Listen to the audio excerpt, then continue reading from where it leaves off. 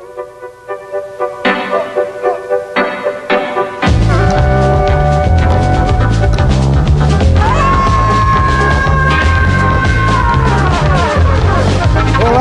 sou Juca Kfouri e vou conversar hoje com o professor João Batista Freire.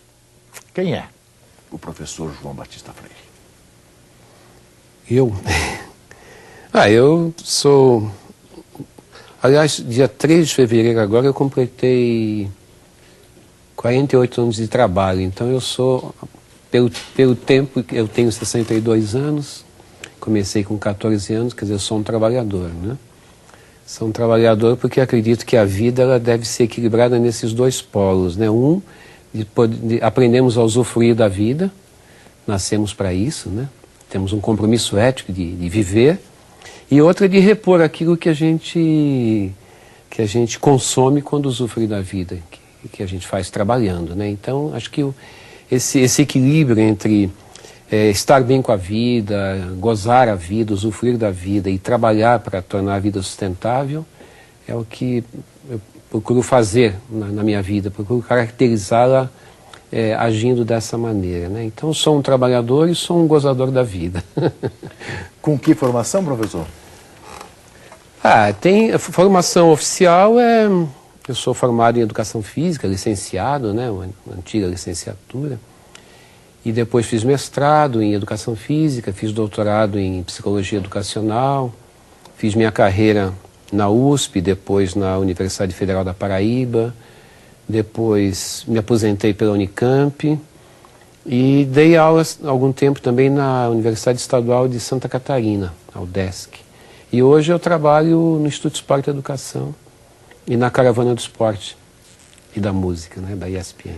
O Instituto é um instituto conhecido como Instituto da Ana Moza. Instituto da Ana Moza, uma grande pessoa, né? Professor João Batista Freire, se eu disser que você é um decano da educação física no Brasil, não estarei falando nenhuma mentira, porque afinal esses anos todos comprovam, não é?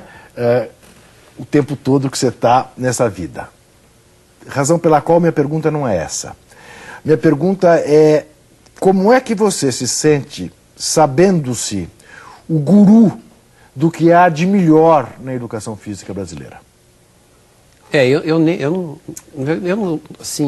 Eu não acho bom ser falso modesto, mas eu acho muito bom ser humilde. Eu quero ser humilde um dia. Isso é uma aspiração de vida e eu gostaria que as pessoas tivessem projetos de ser humildes, né? A sabedoria está muito vinculada à humildade. Eu não me considero sábio ainda porque ainda não sou uma pessoa humilde. É um projeto. Mas eu não me sei decano ou uma referência, porque eu sou uma pessoa em formação, né?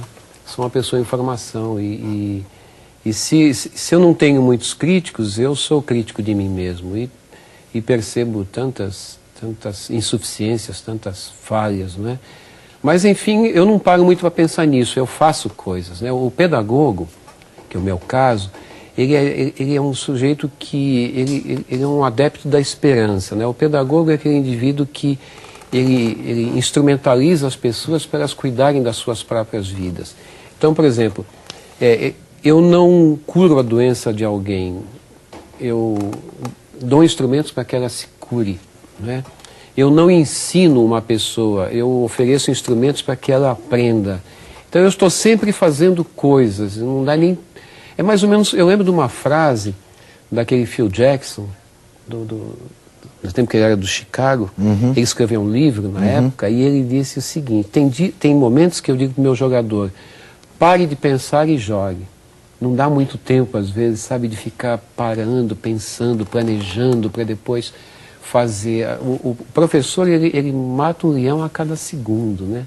Você está dando uma aula, e eu dou aula até hoje para criança, inclusive, então você está dando aula, o problema está ali, você tem que resolvê-lo, você não pode...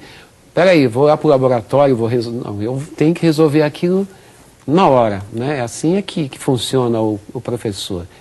E eu não sei ser outra coisa que não professor. Eu só sei ser professor. E professor é o sujeito que está fazendo coisa. Então, essa história de eu ser decano, ser referência, eu nem sei. Se alguém quiser falar isso, eu também não fico bravo. Pode falar. Mas eu não me sei assim, né? Pois então, deixa eu lhe contar uma pequena história, que talvez só Freud explique. Quando a gente retomou o Juca Entrevista, nesta temporada de 2011, o primeiro nome que veio como sugestão da produção do programa foi o seu. E eu respondi, mas de novo? Por quê? Não, como de novo? O professor João Batista não esteve aqui no Juca Entrevista. Eu disse, vocês estão malucos. É óbvio que esteve. Verifique aí, nos primeiros programas. E para minha surpresa, de fato, você não tinha estado. Eu me lembro de ter entrevistado aqui o professor Laércio. Isso. Não é? Falamos muito de você. E para mim era absolutamente óbvio que eu tinha começado as minhas entrevistas nesta área de educação física com você. E descobri, ao constatar que eu não tinha te entrevistado ainda aqui, a razão dessa minha confusão. A razão de permanentemente estar bebendo das suas coisas. Está bebendo da escola desobediente, está bebendo do seu livro sobre futebol, permanentemente. Então, para mim, era absolutamente óbvio que nós já tínhamos tido essa conversa. Eu diria que se um professor almeja alguma coisa, essa coisa é estar presente sem estar. É aquilo que ele pensa, é aqueles instrumentos que ele dá para que as pessoas aprendam estejam incorporados nas pessoas. E eu quero te contar que, pelo menos no que me diz respeito, isso aconteceu. Eu jurava que nós já tínhamos feito uma entrevista aqui, João Batista. Uma vez a gente quase foi entrevistado naquele programa da CBN, sim, né? Sim. Talvez seja por isso que eu vinha, mas acabei não vindo e alguma coisa assim. Tá, pode ser. Me conte uma coisa. Desde sempre, inclusive no período da ditadura brasileira, você olhou para a prática da educação física como um exercício de liberdade e de resistência. Eu queria que você contasse um pouco, né, para o fã do esporte, como que é essa sua trajetória, né? Porque, curiosamente, se tem da educação física, em regra, uma ideia alienante, né, em relação ao trabalho com o corpo. Tal. Queria que você, enfim, contasse um pouco dessa sua experiência, que é diferente da experiência da maioria. Eu acho que por trás do trabalho de cada pessoa tem uma ideologia, e se essa ideologia está muito oculta, tem ideias, tem conceitos, né? Então, eu tenho uma crença básica de mundo, né? Eu não tenho competência para discutir, por exemplo, a existência de Deus. Eu acho muito bom que isso seja uma dúvida. Mas eu não me preocupo com isso. Eu não me preocupo, por exemplo, com o que aconteceu antes de eu nascer ou o que acontecerá depois de eu morrer. Isso não me preocupa. Eu me preocupo com esse tempo de permanência aqui. E esse tempo de permanência aqui é um tempo corporal. Corpo, para mim, não é essa entidade que carrega uma mente, ou um espírito, ou uma alma. Até porque se perguntarem para alguém, onde é que está o espírito, a pessoa não saberá localizar. Onde é que está a sua alma? Está num oco dentro do corpo? E a ciência também é dualista nesse sentido, porque a ciência acredita que há uma razão, a ciência clássica, né? Além do corpo, há uma razão. Eu acho que não, acho que nós somos uma entidade encarnada. Para viver neste mundo e se manifestar é preciso ser encarnado, ser corpo. Nunca houve uma manifestação nesse mundo que não fosse encarnada. Portanto, nós temos que cuidar neste mundo desse nosso tempo de permanência neste mundo, que é um tempo de permanência corporal. Então, toda educação tem que ser uma educação corporal. Eu não faço uma educação investindo no que vem depois. Eu faço uma educação investindo no que existe agora. Então, isso é a base de uma educação. Eu quero que as pessoas aprendam a viver corporalmente. A educação física, para mim, é uma disciplina que ensina as pessoas a viverem corporalmente, que lhes ensina a ser corpo e aceitar essa condição. Porque negar aquilo que nós somos possivelmente é razão de doença, de uma neurose ou de uma grande neurose universal. Imagine a humanidade toda durante milênios sendo corpo e negando o que é corpo. Eu acredito que isso é causa de uma grande... Por exemplo, se eu for obeso e negar que sou obeso, eu sempre serei obeso.